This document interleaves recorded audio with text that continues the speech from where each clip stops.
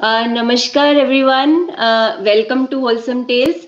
आज हमारे साथ हैं डॉक्टर एन के शर्मा, एक एक्सपर्ट नेचुरोपैथ। डॉक्टर एन के शर्मा रेकी हीलिंग फाउंडेशन के फाउंडर हैं और मैं बताना चाहूंगी दुनिया के ऐसे पहले नेचुरोपैथ हैं जिन्होंने 14,000 से ज्यादा कैंसर पेशेंट्स के साथ काम किया है। और सर ने एक बहुत ही लाइफ चेंजिंग और आई ओपनर बुक भी लिखी है, मिल्क अ साइलेंट किलर। और ये बुक जितने भी आप लोगों के अगर मिल्क को रिलेटेड कोई भी कंफ्यूजन्स है, कोई भी सवाल है इसकी साइंस को लेके, इसकी न्यूट्रिशनल वैल्यू को लेके, तो आई वुड रिकमेंड कि ये बुक आप जरूर पढ़ें। और ये बुक हर एक घर में होनी बहुत जरूरी है आज के टाइम में। तो मैं सर के बारे में बताना चाहूंगी। सर हमारे साथ जुड़ चुके हैं। Welcome sir, thanks for joining us today. आपने हमारे लिए टाइम दिया आज। नमस्कार सबको, मेरा बहुत बहुत नमस्कार सबको।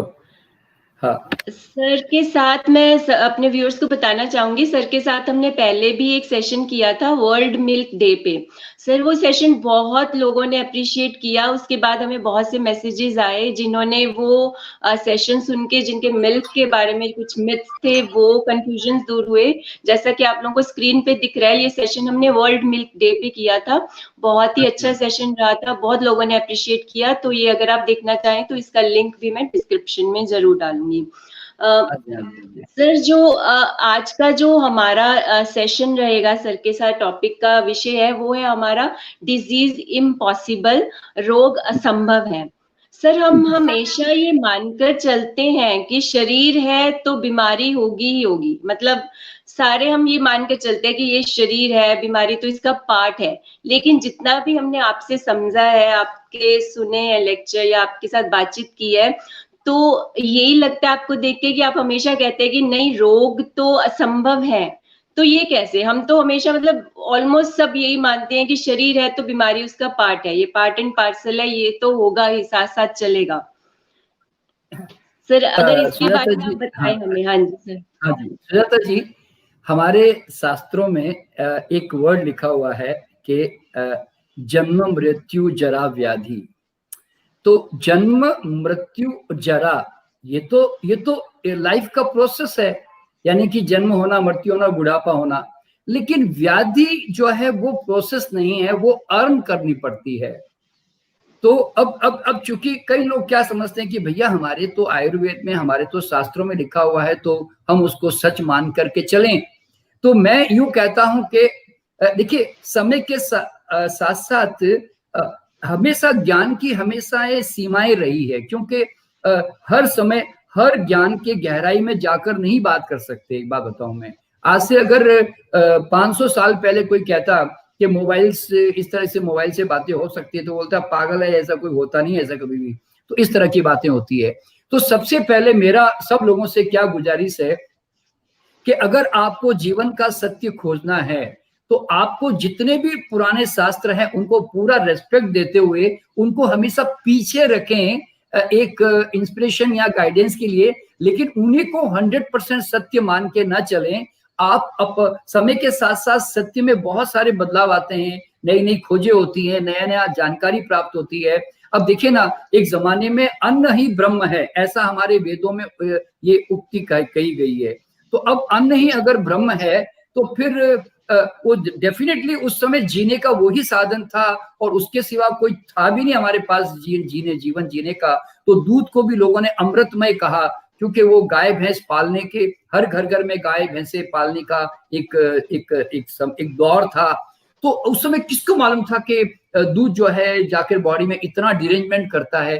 क्योंकि देखिए, सबसे बड़ी समस्या क्या मालूम है, हम जो नॉनवेज अपनाते हैं या दूध अपनाते हैं या हम लोग जो ग्रेन्स या दाल अपनाते हैं, हम नमक चीनी मसाले घी तेल अपनाते हैं या हम चाय कॉफी शराब अपनाते हैं, तो इनके इमीडिएट बॉडी में प्रॉब्लम्स नहीं आती। ये सबसे बड़ी समस्या है। अब देखिए ना, आप नमक खा रही हैं, अब आपको कई साल लग जाएंगे उसका बॉडी में डैमेज को पता, मतलब उसका समझ में आने के लिए।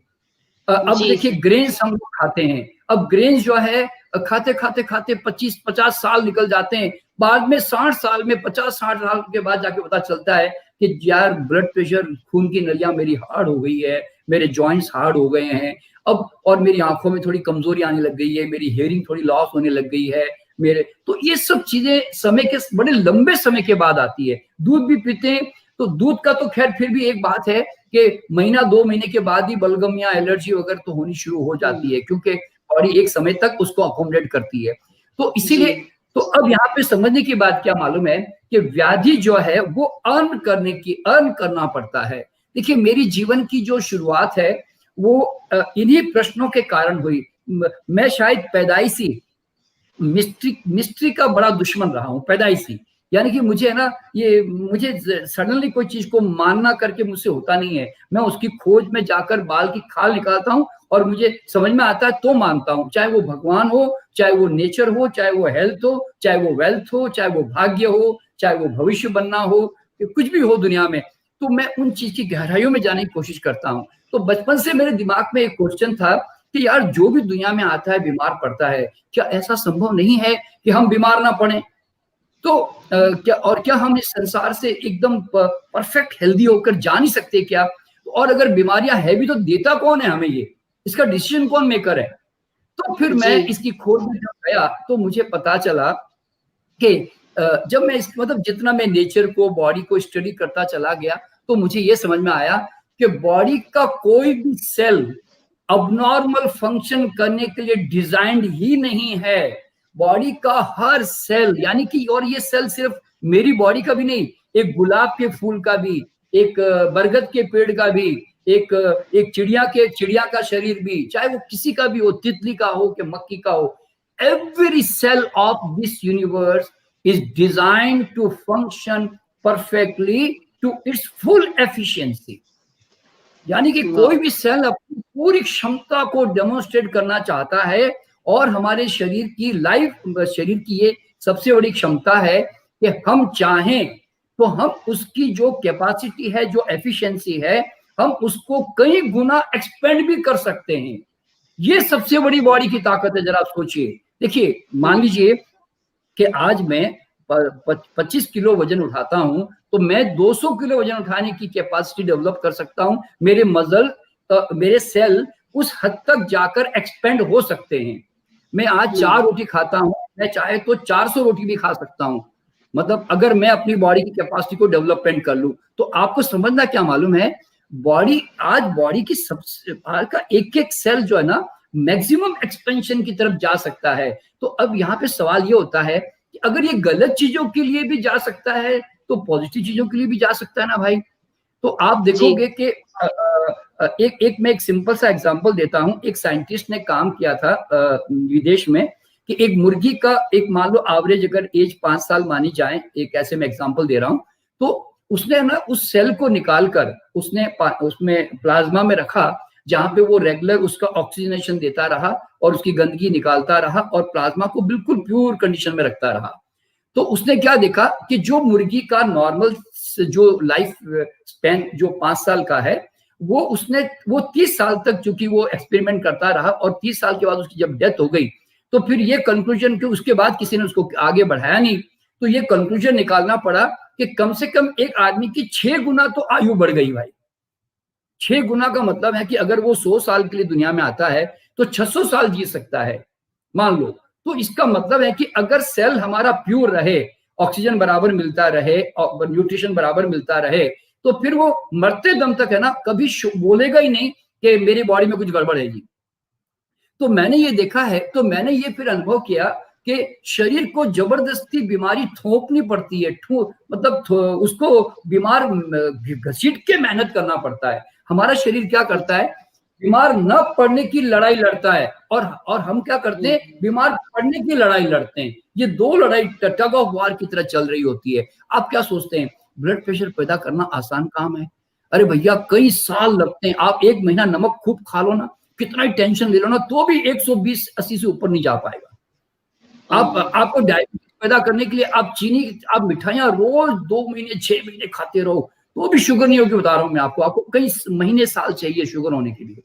आपको कैंसर पैदा करने के लिए बहुत बड़ा बॉडी टॉक्सिक कंडीशन, बड़ा आपके बॉडी की केमिस्ट्री को खराब करना पड़ता है, तब जाकर कहीं ये प्रॉब्लम्स होती है। तो कहने का मतलब क्या होता है कि बीमार पड़ना आसान नहीं है, बहुत डिफिकल्ट जॉब है बता रहा हूँ, और मेहनती काम है, काफी सालों तक उसके पीछे लगे रहना पड़ता है। हेल्थ के लिए तो कुछ करना ही नहीं है। जैसे कोई यूं कहे कि भाई साहब शांति के लिए क्या करूं, तो मैं क्या कहूंगा, अशांत होना बंद कर देना भाई, शांति बच जाएगी। तो बीमार पड़ना बंद कर दे तो हेल्थ बच जाएगा। तो मैंने क्या किया, मैंने ये पहले रिकॉग्निशन करनी शुरू की कि क्या क्या फैक्टर्स हैं जो किसी आदमी को बीमार करते हैं। पहले मैंने ये खोज शुरू की, तो मुझे पता चला कि सबसे पहले तो आदमी ने अबनॉर्मल आहार अपना लिए, जो ह्यूमन फूड नहीं है पर जीने के लिए अडॉप्ट कर लिया। जिसने नॉनवेज अडॉप्ट कर लिया, उसने दूध अडॉप्ट कर लिया, उसने पत्ते खाने शुरू कर दिए, उसने रूट्स खाने शुरू कर दिए, उसने जो जो आया, और जो नहीं खा पाया तो उसने क्या किया, कुकिंग करके, मॉडिफाई करके, और फिर भी अगर वो बेस्वाद लगा तो उसने उसके अंदर मसाले हर्ब्स डालने शुरू किए, उसने टेस्ट क्रिएट करना, आर्टिफिशियल टेस्ट करना शुरू किया। तो ऐसे करते करते फिर वो इतना दूर चला आया कि फिर वो हमारी हैबिट और परंपरा हो गई, ठीक है ना। तो मैंने ये देखा कि भाई हर प्राणी में अपना भोजन पहचानने की अगर एक नेचुरल इंस्टिंक्ट होती है, तो फिर हमारा भी तो कोई भोजन होगा। तो मैंने देखा कि क्या मैं नॉनवेज कच्चा खा सकता हूँ क्या। मैंने ऐसे कोई आदमी अगर अपने आप से पूछे तो अंतरात्मा कहेगी नहीं यार, ना तो कोई देख के ला टपकती है, ना कोई आकर्षण है उसकी तरफ, ठीक है ना। अगर मैं कहूँ क्या कच्चे अंडे खा सकता हूँ क्या, वो बोलेगा नहीं भैया कोई आकर्षण नहीं है, मॉडिफाई करना पड़ेगा। क्या मैं कच्चे अनाज के दाने खा सकता हूँ, गेहूं, जवार, चावल, बाजरा, कुछ भी कच्चा अगर लाकर खा सकता हूँ, आपकी आत्मा कहेगी नहीं जी मैं नहीं खा सकता। तो फिर क्या, तो लेकिन मैं जैसे ही मैं केला, चीकू, पपीता, आम, अखरोट, बादाम देखता हूँ, देखती मेरी आत्मा कहती है कि हाँ जी हम बने तुम बने एक दूसरे के लिए, एक स्वाभाविक अट्रैक्शन भी लगता है ना। अच्छा, एक सबसे बड़ी बात समझने की क्या मालूम है, सिर्फ परमात्मा ने हमारे भोजन के अंदर ही सुंदरता, सुगंध और स्वाद दिया है। दुनिया के किसी भोजन में सुंदरता, सुगंध और स्वाद नहीं है। तो आप जरा सोचिए कि कितना स्वाद और कितना आनंद और कितनी सुगंध, लेकिन वो सुगंध न तो तुम्हारे मीट में है, ना तुम्हारे कोई दूध में है, और ना तुम्हारे कोई क्या बोलते ग्रेन्स के अंदर है, जो ग्रेन्स और दालें होती है। तो अब डेफिनेटली हम बहुत दूर आ चुके हैं। मैं कोई बहुत एक्सट्रीम पे जीने की मैं राय किसी को देता भी नहीं हूँ कि आप फ्रूट्स और नट्स पे ही आ जाओ। मैं यूं कहता हूँ भैया समझ तो जाओ, पहले ये तो पता कर लो कि ये बॉडी के लिए बने कि नहीं बने हैं। ठीक है आपने अडॉप्ट कर लिया, कोई दिक्कत नहीं है, पर मैं कहता हूँ अब लंबे उसका इफेक्ट लंबे समय के बाद जाकर आता है। मेरी देखिए एक वर्ल्ड में मेरी पहली किताब है grain the cause of human diseases, अनाज रोग कारक है, ऐसी एक किताब मैंने लिखी है, मैं आपको एक भेजूंगा बाद में। तो वो पहली किताब है जिसमें मैंने अनाज की पूरी लंबी चौड़ी डिस्क्रिप्शन दी हुई है कि क्यों ग्रेन्स जो है वो आदमी के लिए प्रॉब्लम क्रिएटर है। उसमें आप ग्रेन्स, आदमी है ना बगीचों का मालिक है, खेतियों का मालिक नहीं है। खेतियों के लिए आपको ना जमीनें सपाट करनी पड़ती है, पेड़ काटने पड़ते हैं, और आपको नदियों के धाराओं के मुख मोड़ने पड़ते हैं, जो कि बाद में जाकर आपके बाढ़ के कारण बनते हैं वो। और आप जब एग्रीकल्चर लैंड को खुदाई करते हो ना, तो उस समय आप जमीन के अंदर की केंचुओं को भी मारना शुरू कर देते हो। आप अंदर की जो बैक्टीरिया और कई तरह के जो कीटाणु होते हैं जो हमारे अनाज के और हमारे ग्रोथ के लिए काम करते हैं, उन सबको हमें डैमेज करना होता है जब हम टिल्ट करते हैं, यानी कि हम जब हल चलाते हैं उसके अंदर इस तरह से। तो ये सब हम उसको नॉर्मल मान के चल रहे हैं।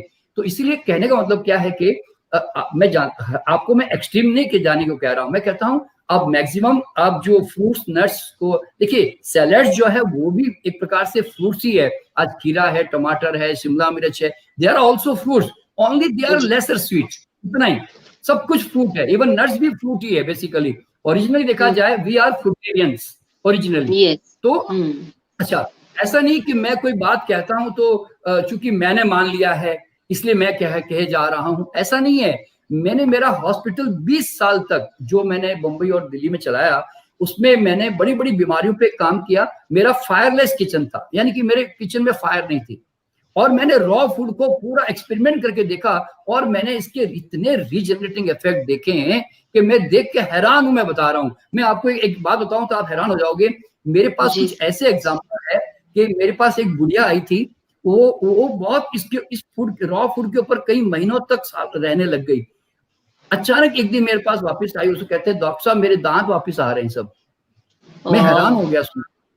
मैंने कहा इस उम्र में 80 साल की उम्र है आपकी और दांत आ रहे? बोले पता नहीं, मेरे तो दांत वापस आने लग गए।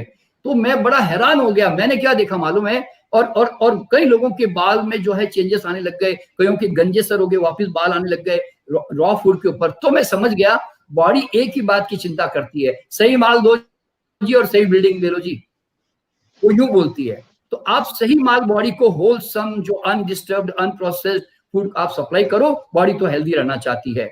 तो फिर तो अल्टीमेटली सारा सिद्धांत क्या मालूम है, जब से हमने कुकिंग अपनाई ना, कुकिंग के कारण जो है ना हमें बहुत सारे डैमेजेस अपनाने पड़े और वो हमारी अब हैबिट भी हो गई। मैं कुकिंग देखिए, अब तो कुकिंग का आर्ट हो गया है और रेस्पेक्टेबल काम हो गया है, लेकिन फिर भी बहुत ज्यादा कुक्ड फूड पे ध्यान ना दें, क्योंकि वो बॉडी के लिए बहुत हेल्दी नहीं होते। सर्वाइवल जरूर हो सकता है लेकिन हेल्दी नहीं हो सकते। तो मेरा मानना क्या है कि मैक्सिमम रॉ, मैं यूं कहता हूं, मैं जानता हूं कुक हमारी हैबिट हो चुकी है। आज एक शादी करता है ना आदमी, तो सबसे पहले गैस का चूल्हा ढूंढता है अपने घर के लिए, नमक चीनी हल्दी धनिया मसाले, तरह तरह की आयुर्वेद का पूरा खजाना ढूंढता है और कई तरह के बर्तन लाने की प्लान करता है। और लेकिन आपको मैं बताना चाहता हूं, मैं इतना सुखी आदमी हूं कि मैं कहीं भी जाता हूँ ना, मेरे पास मेरे साथ में मेरे नट्स रहते हैं और मेरे साथ फ्रूट्स रहते हैं।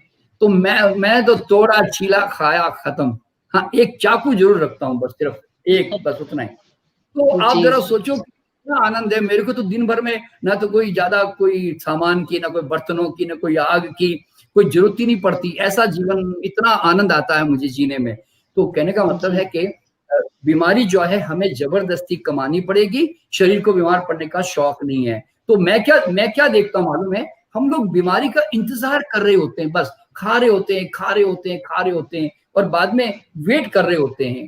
तो इसलिए आज ही जागो और अपना यू टर्न करो और रिवर्स करो, और ये दिमाग में रख के चलो कि हम लोग मरते दम तक स्वस्थ रहने के लिए डिजाइंड है। देखिए मैं ये बात क्यों कह रहा हूँ मालूम है, पहली बात तो मैं जीता हूं इसलिए मैं कह सकता हूं। देखिए आज मैं 71 के ऊपर जा रहा हूं मैं आज। मेरे लिए डिजीज इतनी इम्पॉसिबल वर्ड हो गई है कि डिजीज तो बात छोड़िए, मुझे पेट है मेरे पास पता नहीं चलता, मेरे पास पेट है पता ही नहीं चलता, इतना बढ़िया मेरा पेट नॉर्मल रहता है। मेरी बॉडी जो है ना, मुझे चलानी नहीं पड़ती, मुझे ऐसा लगता है कि मेरी बॉडी उड़ रही है। यानी कि मुझे ऐसा लगता है कि यानी कि एनर्जी जो है ऐसी फूट रही होती है कि थकना मेरे लिए मुश्किल हो जाता है। यानी कि जिसको हमारे शास्त्रों में कहा गया स्वास्थ्य का मतलब क्या, जो स्व में स्थिर हो गया।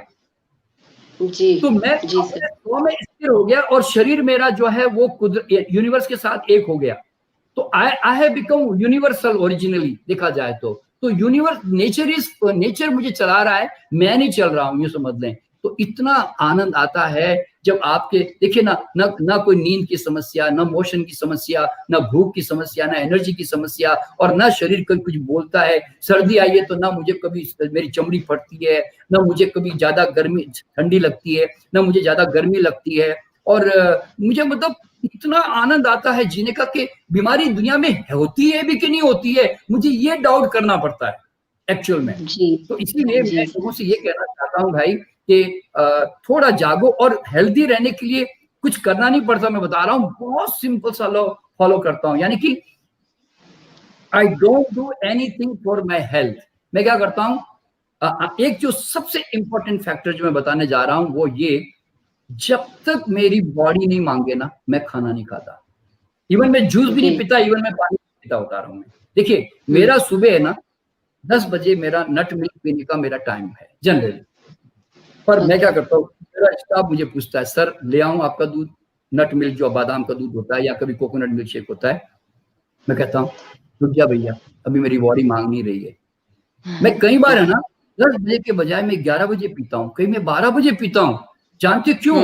और मैं अपने साथ फ्रूट लाके रख देता हूँ, मैं नट्स का डब्बा साथ में रख लेता हूँ, फिर मैं काम करता रहता हूँ। मेरी जो बॉडी अंदर से मांग करती है कि अब लेके आ, मैं तभी देता हूं। बस इतना सिंपल सा कॉमन सेंस एक जानवर भी फॉलो करता है कि बगैर भूखे वो भी नहीं खाना खाता। हम लोग साइकोलॉजिकल और टाइमली जो खाने के जो आदी हो चुके ना, प्लीज इसमें से बाहर निकल जाओ। आपका शरीर जो भी खाओगे ना, चाहे घटिया भी खाओगे ना, कम से कम पचाएगा जरूर। और जिसका खाना पच गया ना, उसको कभी कब्ज नहीं हो सकती, क्योंकि इंटेस्टाइन तो मोशन निकालने के लिए ही डिजाइंड है। मुझे सिर्फ 10 सेकंड लगते हैं जाने के लिए सिर्फ 10 सेकंड लगते, बता रहा हूं मैंने आज तक बाथरूम में ना फोन होल्ड करके भी जाके आता हूं मैं कई बार बाथरूम, बता रहा हूं मैं, इतना फास्ट होता है।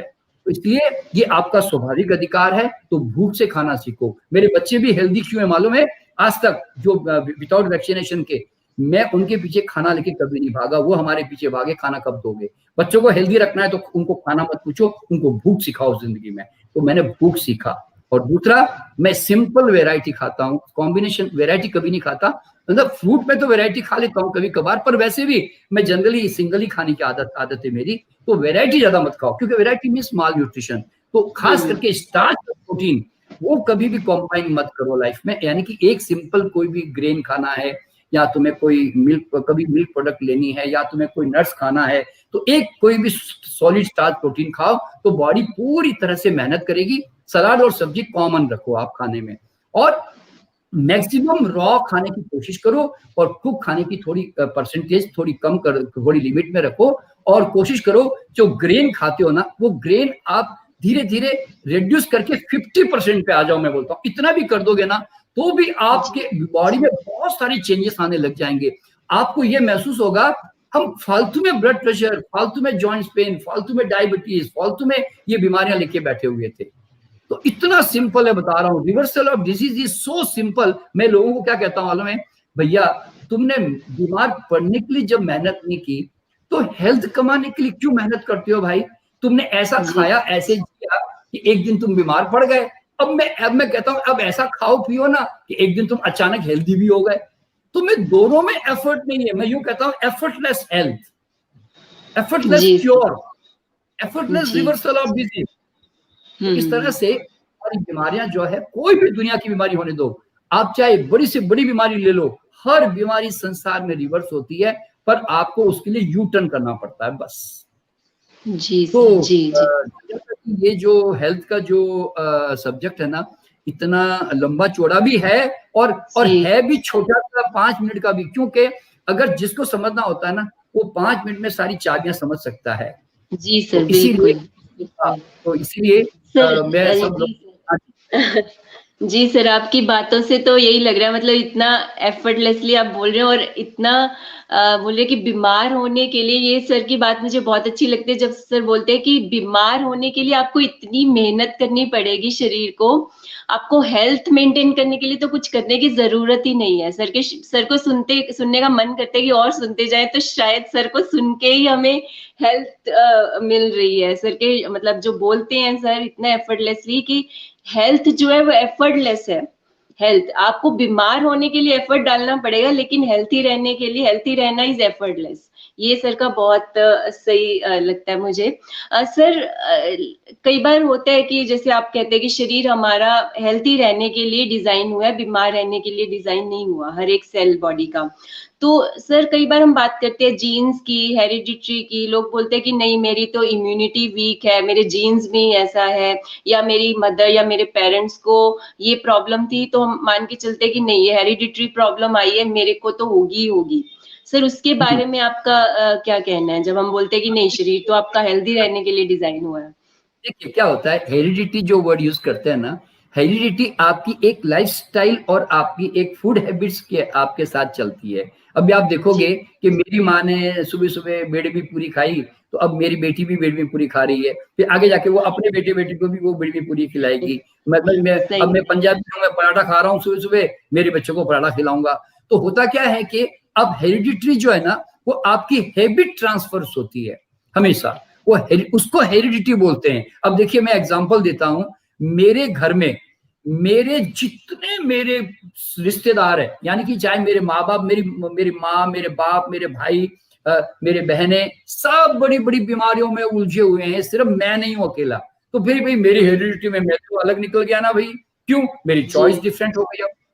तो इसीलिए क्या होता है, हेरिडिटी कोई वर्ड नहीं होता। हेरिडिटी का मतलब है we are maintaining certain traditional food habits, समझे ना, इस तरह से। तो वो तो होता है हेरिडिटी। और जहां तक जो जीन्स का सवाल है, देखिए आपने कभी नोट किया होगा, हजारों सालों से गुलाब का फूल अगर हजारों साल पहले जैसा था, तो हजारों सालों से आज भी वही सेम जीन्स लेकर आता जा रहा है, सेम जीन्स। आज अगर नीम का पेड़ है तो वही नीम की तरह, आम का पेड़ है तो आम की तरह, है ना। तितली है तो ऐसा नहीं कि तितली पहले ऐसी नहीं थी जी, तितली पहले कुछ और थी जी, ऐसा नहीं है। आज भी तितली वही लेकर आ रही ना। तो आज खरगोश है तो खरगोश ही पैदा। तो कहने का मतलब क्या है, जब दुनिया के जितने लिविंग ऑर्गेनिज्म है उनके अंदर सदियों से जीन्स के अंदर कोई चेंज नहीं आया, क्योंकि वो अपना नॉर्मल नेचुरल वो जो रिक्वायरमेंट है उसके साथ जी रहे होते हैं।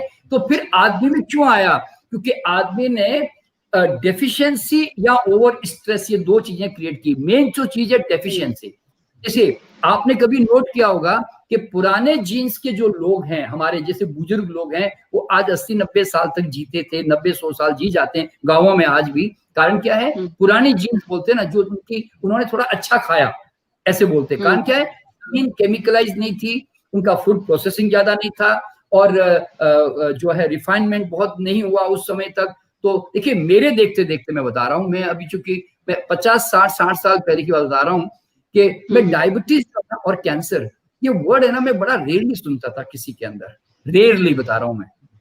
और अब तो खैर हर थर्ड आदमी को डायबिटिक लगता है। तो कहने का मतलब क्या होता है कि तो जीन्स जो है ना, वो डिस्टर्ब कहां से होती मालूम है? हम जैसे जैसे हमारा जमीन और हमारा आहार, यानी कि health growth from the soil, अगर सॉइल में गड़बड़ हो गई ना, तो आपके जेनेटिकली चेंज तो पहले तो आहार में वहां से आया, फिर आपने उसको कुकिंग करके फ्राई करने की भी हमारी जो आदतें हैं ना, बहुत तगड़ी हो गई अब आजकल। तो वो और आगे जेनेटिकली, देखिए आप फूड को जितना जेनेटिकली चेंज करोगे ना, आपके जीन्स को भी उतना ही डैमेज आपको मिलेगा ही। तो इसीलिए अब वो फूड हम खा रहे होते हैं।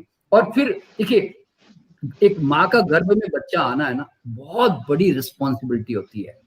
पहली बात तो हम अपने बच्चों को जो है ना, कोई डिजाइनर बेबी की तरह नहीं बुलाते। हम तो शादी हो गई इसलिए टपक जाते हैं, हमारे यहाँ संतानें। और उसके बाद हम डिजाइन भी नहीं करते कि वो बच्चा हमारा कैसा आए। फिर माँ जब 9 महीने खाना खा रही होती ना, तो कैसे खाना खाती है, क्या विचार है, क्या केमिकल जा रहे हैं, वो भी बच्चे को जीन्स को डैमेज कर रही होती है या नहीं। तो देखिए, आपने नोट किया होगा, भिखारी के भी बच्चे होते हैं, लेकिन हो तो जाते हैं। और वो भिखारी के तो नॉर्मल डिलीवरी होती है, ये तो अमीर लोगों की सिजेरियन डिलीवरी होती है।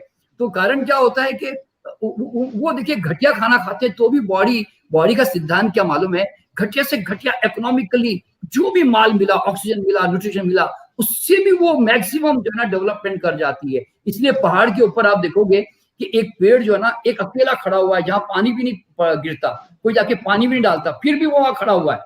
क्यों? क्योंकि इकोनॉमिकली रहना, जीना या सरवाइव करना हमारा सेल का नियम है।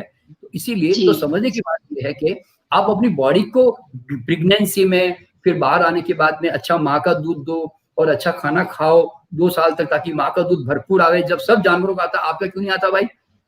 तो आप अपना दूध अच्छा लाइए, और बाद में जब बच्चा बड़ा हो जाए उसको हेल्दी फूड खिलाइए। है इतनी सिंपल सी बात।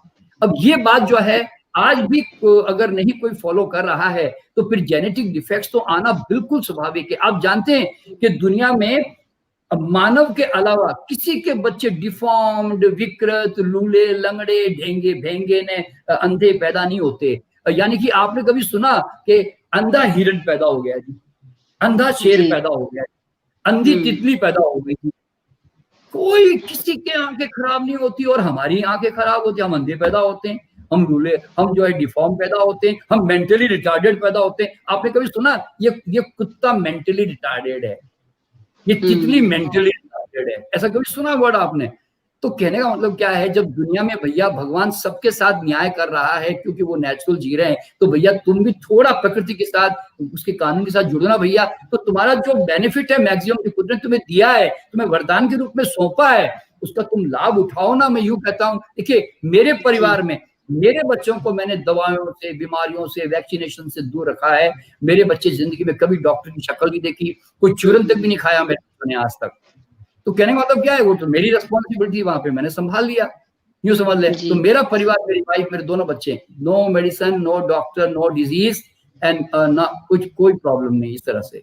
तो कहने का मतलब है भाई, आप पूछा कि हेरिडिटी और जीन, तो मेरी हेरिडिटी को किसने डिजाइन किया? मैंने डिजाइन किया ना, मेरी हेरिडिटी अब अच्छी हो गई। जी सर, जी, सही कहा सर आपने। सर जैसे ही आप बच्चों के बारे में बता रहे हैं कि कई आजकल जो ट्रेंड है कि बच्चा 1 साल का होता है, 1 साल तक ठीक रहता है। जैसे ही 1 साल का होता है, ऐसा होता नहीं है कि किसी न किसी प्रॉब्लम की वजह से डॉक्टर का विज़िट ना हो। और डॉक्टर के पास जाते हैं तो नॉर्मली 2 चीज़ें आती हैं। डॉक्टर ने कहना है कि मौसम बदल रहा है, इसकी इम्यूनिटी वीक है। तो मतलब वो 1 साल का बच्चा है अभी, जैसे हम बात कर रहे हैं आज बैठ के कि बॉडी तो हेल्दी रखने की कोशिश करेगी, तो 1 साल के बच्चे को ऐसा क्या हो जाता है कि मतलब साल भी नहीं हुआ अभी उसकी इम्यूनिटी कैसे वीक होगी, उसको सीजन का इफेक्ट कैसे होने लग गया। हम बच्चों की अगर बात करें, अभी माना कि चलो बड़े हो गए हैं, हमने काफी एक्सपोजर ले लिया उन चीजों का, गलत चीजों का, सब बच्चों के बारे में क्या कहना चाहेंगे? सुजाता जी, पहली बात तो क्या है, आपको कभी भी ध्यान में रखना है, मौसम कभी किसी को बीमार नहीं करता। मौसम जो है चिंगारी की तरह है, मौसम चिंगारी है। पेट्रोल जी। आपके अंदर तैयार होता है तो आग लगती है आपके घर में।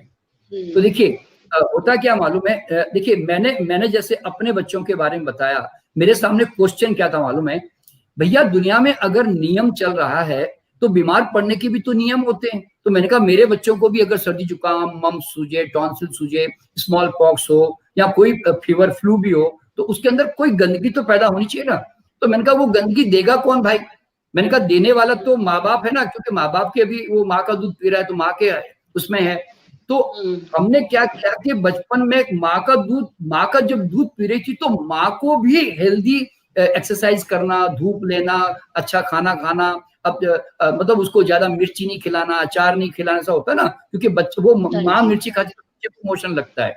तो इसीलिए जी। तो वो सारी केयर जब करते हैं तो अच्छी क्वालिटी का दूध आता है। देखिए आप गाय के बारे में सोचते हो ना, कौन सी गाय अच्छा दूध देती है जी? कि हरी घास चलती है जी जो धूप में, वो अच्छा देती है जी। तो जब तुम गाय के बारे में ऐसा डिसीजन लेते हो तो तुम्हारे घर की जो गाय है उसके बारे में भी सोचो ना भाई, उसको भी अच्छी धूप, अच्छा खाना दो तो उसका दूध अच्छा आएगा। तो अच्छा दूध आएगा। और अगर गाय भैंस, देखिए गाय भैंस का दूध नहीं पिलाना बच्चों को तो फिर बच्चे के पेट में ना तो गैस बनेगी, ना बलगम बनेगा, ना कोई एलर्जी होगी, ना कोई टॉन्सिल सूजेगा। ये प्रॉब्लम कहाँ से आती मालूम है कि लोग है ना माँ का दूध तो थोड़ा लिमिट तक देते, बाद में क्या करते, मेरा बच्चा बड़ा होने के लिए गाय भैंस का दूध पीना चाहिए, तो वो गाय भैंस का दूध गया ना, वहां से उनकी बीमारी की शुरुआत होती है। अच्छा, उसके बाद क्या होता है कि 6 महीने हुए नहीं कि अभी दांत अभी आए भी नहीं, उसके पहले ना माँ बाप इस बात की जल्दबाजी करते मेरा बच्चा किसी तरह अनाज खा ले जी, बस किसी तरह। जी सर। तो वो जी। क्या करते हैं, पतले पतले सेरेलैक ने, वो तरह तरह के दलिया, खिरनी, रवा ने, सब घोल घोल के उसको पिलाना शुरू करते हैं। इतनी जल्दबाजी क्यों करती हो भैया? मैंने तो बड़ा कॉमन सेंस से बच्चों को पाला। मैंने क्या देखा, जब तक दांत नहीं आएंगे चबाने लायक तब तक मैं अनाज मशीनों के बाहर का ग्राइंडर दांत यूज नहीं करूंगा। देखो हम क्या करते हैं, बाहर का ग्राइंडर यूज करते हैं ना, जी। तो मैं जी। तो बच्चों के दांत का मैंने इंतजार किया। मैंने क्या किया, 6 महीने के बाद मैंने बच्चों को 8 महीने के हुए तो मैंने उनको पल्पी फ्रूट्स दिए जिसमें दांत की जरूरत नहीं है, पल्पी फ्रूट्स दिए। और पल्पी फ्रूट देते देते जब उसके 8-10 दांत आ गए तब मैंने धीरे धीरे फिर वैसे तो मेरे बच्चों ने 3-4 साल तक अनाज नहीं खाया, लेकिन फिर भी मैंने थोड़ा थोड़ा उनको 2 साल के बाद, देखिए हमारे शास्त्रों में अन्नप्राशन विधि है, हमारे यहाँ 16 जी। संस्कार होते हैं वेदों में। तो अन्न जी प्राशन विधि जो है ना, वो जानते पहले अन्न कैसे देते थे? हमारे यहाँ पे 2 साल की उम्र में घर के अंदर एक फंक्शन होता था और कहते जी आज हम अपने बच्चों को अन्न देने जा रहे हैं जी। तो सही आज से। के जो मॉडर्न माँ बाप है वो तो 6 महीने में बिस्किट देना शुरू कर देते हैं बच्चों को। तो ये खतरनाक जो काम है ना, वो जो स्टार्च है ना जो बॉडी में, क्योंकि अन्न कॉम्प्लेक्स कार्बोहाइड्रेट है, पेट में जाकर उसको पाचक रस चाहिए, नहीं मिलेगा, अभी पाचन तंत्र तैयार नहीं है, तो वो सड़कर जो है डायरिया भी करेगा, फोड़े फुंसी भी करेगा, नाक से भी बहेगा, साइनस भी होगा, एलर्जी भी होगी, कई तरह की उसको बीमारियां भी होगी। तो सवाल क्या होता है, बीमारी के कॉज देता कौन है? आप दोगे ना। देखिए मेरा मानना क्या मालूम है, बच्चे कभी बीमार नहीं होते, उनको बीमार करने की अच्छी सुविधाएं पैदा की जाती है, मैं यूं कहता हूं। और बच्चा कभी रात को रोता भी नहीं, बता दूं मैं आपको, देखिए मेरे बच्चे मेरे घर में रात को कभी नहीं रोए आज तक, 2 मिनट भी नहीं, पेशाब करने के लिए रोते थे बस, बाद में कभी नहीं रोए। और कभी मुझे आज तक याद नहीं है कि बच्चों को लेकर मैं ऐसे ऐसे उनको रुलाने के लिए चुप कर रहा हूं, कभी मुझे जिंदगी में याद नहीं आता। क्यों? मेरा मानना क्या है, बच्चों को रोने का कोई शौक नहीं है। आप उसको रोने के कारण दे दो तो वो रोएगा। मैंने नहीं दिए, मेरा बच्चा नहीं रोया, मैंने कारण नहीं दिए बीमारी के, मेरा बच्चा बीमार नहीं पड़ा, तो मैं वैक्सीनेशन क्यों दूं? क्योंकि स्मॉल पॉक्स होने का तो रास्ता नहीं है, फ्लू होने का तो कोई रास्ता ही नहीं है। तो और अच्छा मान लो अगर बच्चे बीमार पड़ भी गए ना, तो क्या होता है बुखार, देखिए मान ली मौसम थोड़ा ज्यादा ठंड को लड़ाई लड़ी, गर्मी को लड़ाई लड़ी, थोड़ी एनर्जी डाउन हो गई, तो बॉडी अपने आप में 24 घंटे के अंदर अकोमोडेट कर लेती है। अगर आप दवा से ना दबाओ, तो मेरा मानना क्या मालूम है, बच्चे जब तक बड़े नहीं होते ना तब तक उनको घर के घरेलू नुस्खे जो होते हैं आयुर्वेदिक मेडिसिन वो आप दे दो। जैसे बोलते हैं ना, कोई घस के कुछ दे दिया, कुछ काढ़ा पिला दिया, ये कर दो, लेकिन ये दवाएं मत दो। और अगर दवा देने का शौक ही है तो होम्योपैथी तक चले जाओ, लेकिन एलोपैथिक मेडिसिन से क्यों कारण है, वो क्या करेगी, सिम्टम दबाते ही बीमारी 4 गुना वापस रिवर्स होके फिर आज नहीं तो दोबारा वापस आएगी, इस तरह से। तो मैं देखिए, मैं मेडिसिन का भी दुश्मन नहीं हूँ, मैं उसको, वो भी एक साइंस है अपने आप में, वो केमिकल साइंस है डिजीज सप्रेस करने का। तो हाँ, जरूरत पड़ने पर उसका भी इस्तेमाल करना पड़ता है, लेकिन उसको एक रेस्पेक्ट इस्तेमाल करो कभी जरूरत पड़ने पर, लेकिन कोशिश करो कि उससे ज्यादा से ज्यादा बच के रहा जाए, इस तरह से। तो ऐसे करके तो मेरा कहना क्या है कि बचपन की बीमारियां कभी नहीं होती अगर माँ का दूध मिले और फल मिले और दांत आने के बाद उनको अन्न दिया जाए, तो फिर बीमार पड़ने की कोई संभावना नहीं है बच्चों में।